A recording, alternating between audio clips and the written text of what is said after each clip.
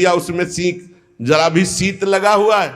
फिर ये तो पतिव्रता है, देवी हैं, ये कोई स्त्री से प्रकट है क्या? द्रौपदी यज्ञ से प्रकट है।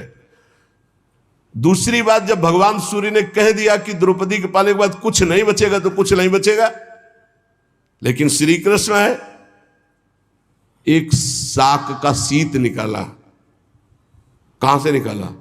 बटलोई से। सिद्ध बटलोई, धुली बटलोई, ये है श्री कृष्ण। और कहा इतने में तो पूरा विश्व तृप्त हो जाएगा। जबान में रखा तो वहां मुनिमंडली जो यमुना स्नान कर रही थी, ऐसा फरा बड़ा आचमन करने की जरूरत नहीं। बोले जाओ, भीम से कहा भगवान ने, कह दो पकवान तैयार है, आओ महाराज। बोले महाराज, बोले जाओ तो तुम कहो जा करके। जो ही भीमसेन गए तो वहां सब दुर्वासा जिसका महाराज रसोइये ने ऐसे सुंदर व्यंजन बनाए, आप पधारे। तो उनका देखो आचमन करने की जगह नहीं। वैसे तो अगर 2 मिनट लेट हो जाते तो हम सब भाग जाते यहाँ से, क्योंकि किसी के सामर्थ्य नहीं है। शिष्यों ने कहा गुरु जी आदेश मत कर देना, आचमन करने की जगह नहीं। उनका वरदान मांगो। तो बोले जिस भाव से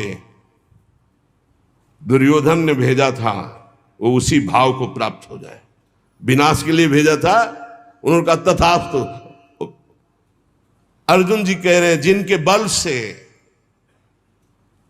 बड़े भारी दुस्तर संकट दुर्वासा से हम बच पाए,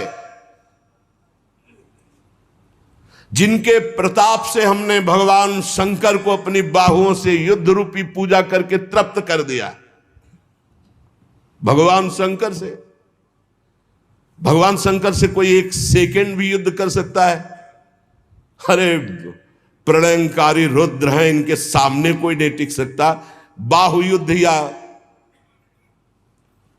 जितने अक्षय तूणीर में बाण थे सब ऐसे लीन हो गए। जब बाण मारते ना तो शरीर में अंतर ध्यान हो जाता। अर्जुन जी को लगा ऐसा किरात कौन सा वीर है कि जो हमारे बाणों को ही ली ले जा रहा है। जब एक भी बाण नहीं बचे तो गांडीव से प्रहार किया तो गांडीव भी अंतर ध्यान हो गया। अब उठा के वज्र जैसे घूंसों से प्रहार करना शुरू किया। जे भी भगवान शंकर ने प्रहार किया तो उनका रुक जाओ, 2 मिनट का समय दो, हम अपने आराध्य देव की पूजा कर ले, क्योंकि लगा कि इनके घूंसे से प्राण निकल जाएंगे।